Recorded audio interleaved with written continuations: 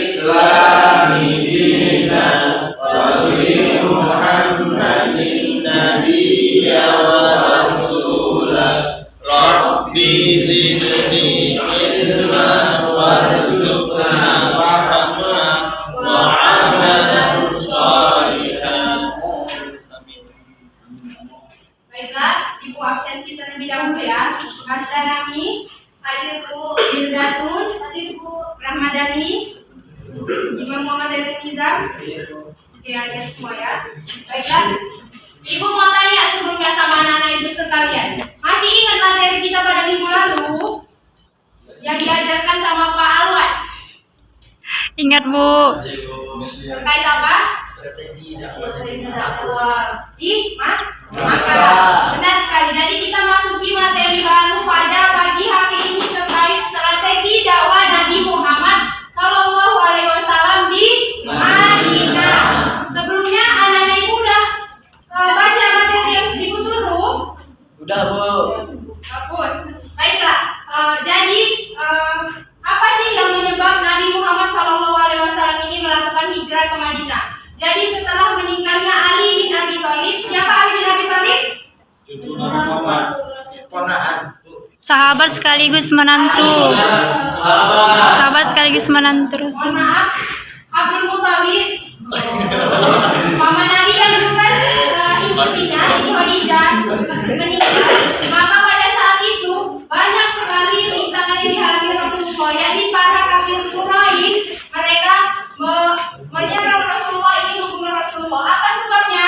Karena pada saat itu Rasulullah mempelopori gerakan Islam, sehingga mereka takut kondisi sosial mereka nantinya akan tergantikan karena pada saat itu Islam mengajarkan kesamaan derajat.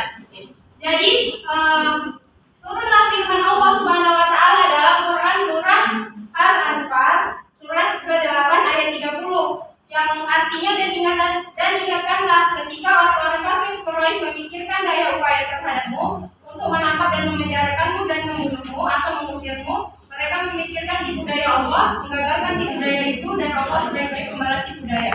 Nah, setelah turunnya firman Allah tersebut, Rasulullah memutuskan untuk hijrah. Kenapa Rasulullah memilih Madinah? Ada yang tahu?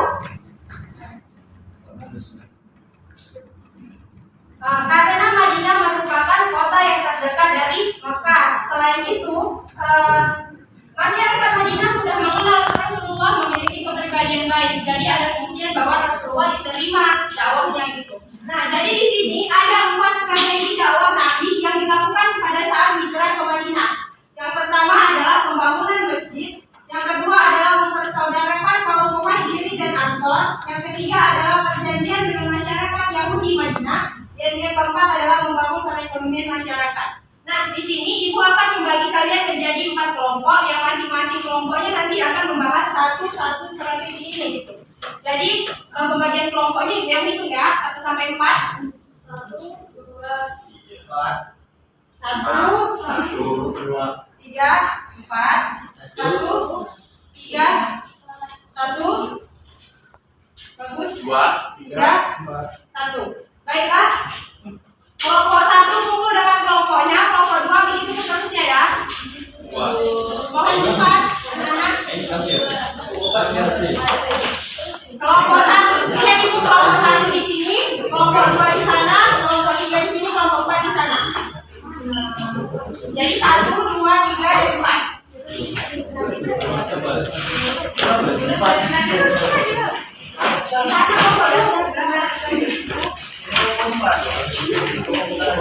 Mohon cepat ya anak-anak. Ya Bu, kabar dong. Kaki cuma 2. Oke, masing-masing perwakilannya maju 1 orang untuk mengambil materinya.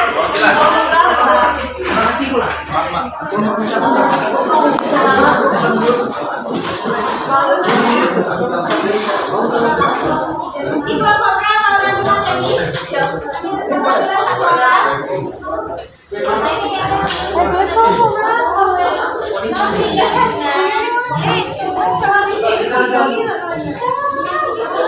orang. Baiklah, jadi sistematika diskusinya kalian mencari terkait misalnya nih dapat strategi Yang kelompok 3 siapa? Kalau nggak ini aja kita di sini.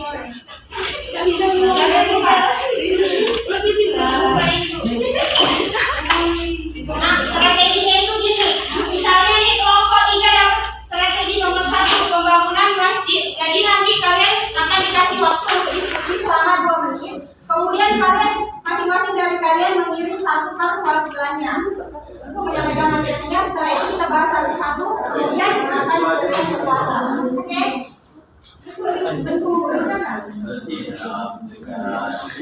Kalian boleh mencatat poin-poin pentingnya ya untuk dipresentasikan, kemudian pilih anggota kelompoknya untuk menyampaikan materinya.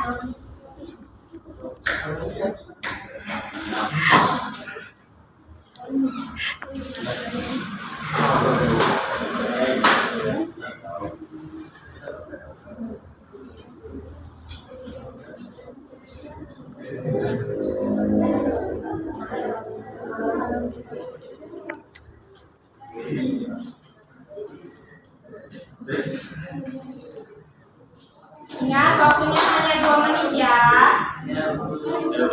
Lalu kenapa tidak ikut diskusi? Selesai.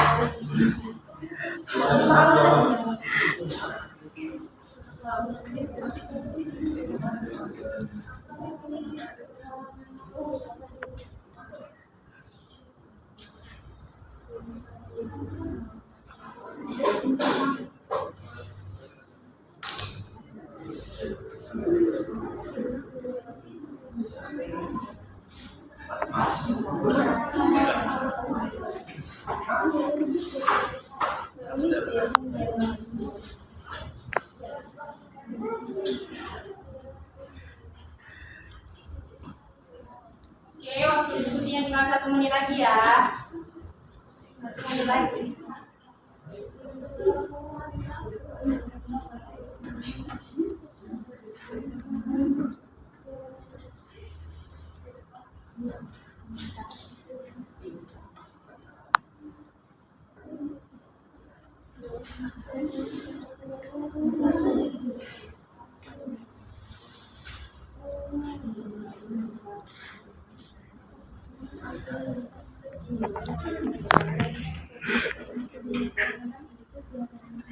Baik, sepertinya waktu diskusi kita sudah cukup ya. Anak-anak itu semua perhatikan ke depan. Siapa yang dapat strategi nomor 1 terkait pembangunan masjid? Oke, siapa perwakilannya yang mau maju? Atau berdiri aja di mejanya? Pinjam. Kepada silakan berdiri ya nak. Masih berdiri kan Bu? Silakan untuk menyampaikan materinya terkait dengan pembangunan masjid.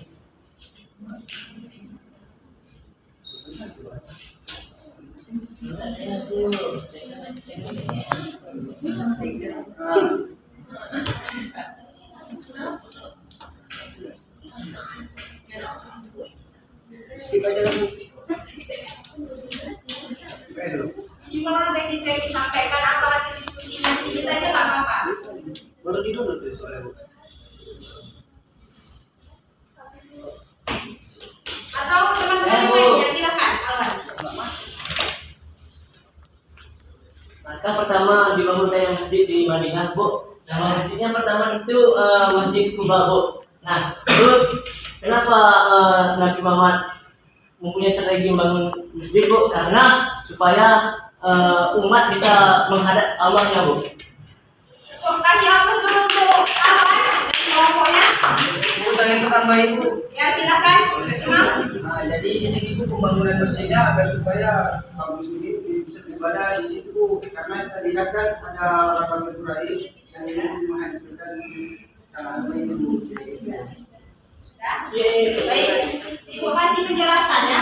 Jadi mengapa nih Rasulullah langkah pertama yang dilakukan adalah membangun masjid? Karena masjid itu merupakan tempat ibadah umat muslim, sehingga dakwah Nabi nantinya akan disampaikan di dalam masjid. Bukan hanya itu saja, masjid itu juga sebagai tempat untuk bermusyawarah, pendidikan, pengajaran Islam, dan juga tempat peradilan.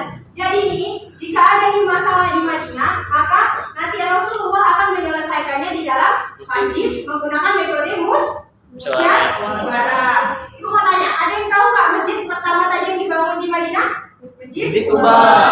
Jadi ingat ya, masjid yang pertama kali dibangun di Madinah adalah Masjid Quba. Oke, kita masuki strategi yang kedua. Siapa yang mendapatkan strategi nomor 2? Oke, kalau satu, silakan untuk menyampaikan apa hasil diskusinya ya, Pak. Ini mau saudarakan fokus ini gunanya untuk menyatukan antara kaum muhajirin dan kaum ansor yang bisa saling tolong menolong. Baik, kasih aplaus dulu untuk kelompok. Baiklah, Ibu mau tanya kepada kelompok kalian. Kaum muhajirin itu kaum yang berasal dari kalau kaum yang berasal dari Madinah atau penduduk asli disebutkan kaum ya. Jadi benar sekali jawabannya dari kelompok 1 ya. Jadi tujuan Rasulullah itu mempersaudarakan antara kaum muhajirin dengan ansor adalah Rasulullah ingin menghapuskan nih persaudaraan antara suku dan juga darah menjadi persaudaraan dengan iman dan agama. Jadi nggak pandang nih dia dari mana, dia suku apa, dia dari keturunan mana. Yang penting dia agamanya Islam saja, maka itu termasuk saudara. Oke, kita lanjut ke strategi yang ketiga. Jadi perjanjian dengan masyarakat Yahudi Madinah. Siapa yang dapat? Kami, Bu. Oke, silakan kepada kelompok 2 untuk menyampaikan hasil diskusinya. Namun perjanjian dengan masyarakat Yahudi Madinah itu sebagaimana kita kenal dengan Piagam Madinah, Bu. Yaitu terdapat beberapa poin di dalam Piagam Madinah, yaitu siapapun yang berbuat zalim dan jahat baik dari kalangan muslimin maupun Yahudi tidak boleh dilindungi oleh siapapun, bahkan harus ditentang bersama-sama. Poin yang kedua, kaum muslimin dilarang main hakim sendiri dan bersekongkol dengan pihak lawan. Poin yang ketiga, selama tidak melakukan pelanggaran, kelompok Yahudi dan sekutu-sekutunya berhak atas perlindungan, pertolongan, dan jaminan negara. Kemudian ada poin yang keempat, baik kaum muslimin maupun kaum Yahudi bersama sekutunya diberi kebebasan untuk menjalankan agamanya masing-masing. Selanjutnya, jika pendukung piagam diajak berdamai dan semua pihak yang terlibat perjanjian memenuhi perdamaiannya, maka kaum muslimin wajib memenuhi ajakan damai tersebut. Beri dulu aplaus untuk kelompok 2. Nah, jadi benar sekali apa jawaban dari kelompok 2.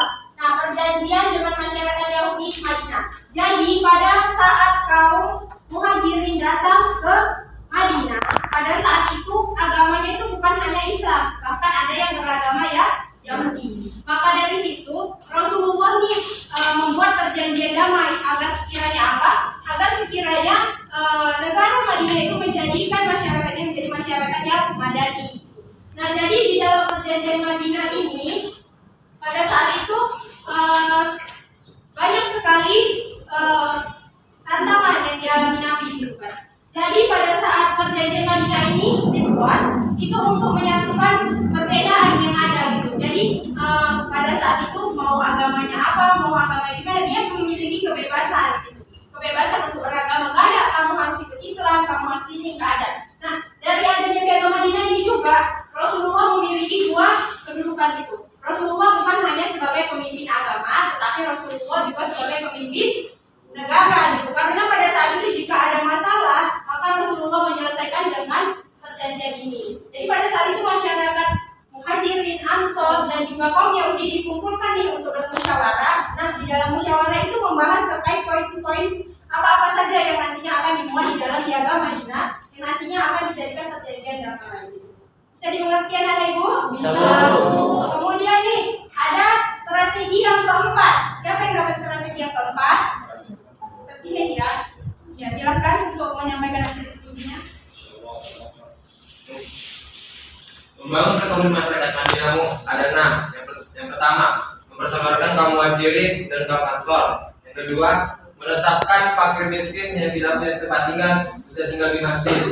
Yang ketiga, bekerja sama dengan kaum ansor untuk membuka lapangan pekerjaan bagi kaum muhajirin. Yang keempat, menganjurkan bagi kaum muhajirin yang memiliki pengalaman dagang untuk berdagang.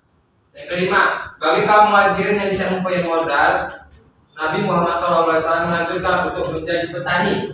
Yang keenam, setelah menerima perintah zakat Nabi Muhammad SAW, pembinaan perekonomian bisa lebih maju. Mungkin sampai sudah lanjut, Bu. Tadi dulu apa jadi benar sekali jawabannya. Yang pertama itu adalah mempersaudarakan kaum muhajirin dan ansor. Kenapa gitu? Karena pada saat itu masyarakat kaum muhajirin datang ke Madinah, mereka dengan tangan kosong tanpa membawa apapun. Karena mereka hijrah secara sembunyi-sembunyi, jadi tidak sempat membawa harta bendanya. Kemudian Rasulullah menetapkan strategi apa lagi? Bagi masyarakat yang dia tidak memiliki rumah, fakir miskin, maka Rasulullah menetapkan mereka boleh tinggal di masjid yang tadi telah dibangun gitu. Nah, yang ketiga nih, apa nih strategi yang ketiga? Kerjasama antara kaum ansor. Karena kaum ansor muhajirin tadi kan datang tidak membawa harta apapun. Gitu. Jadi kaum ansor di sini membuka lapangan pekerjaan untuk kaum muhajirin sehingga kaum muhajirin ini mendapatkan nafkah dengan kerjanya sendiri gitu.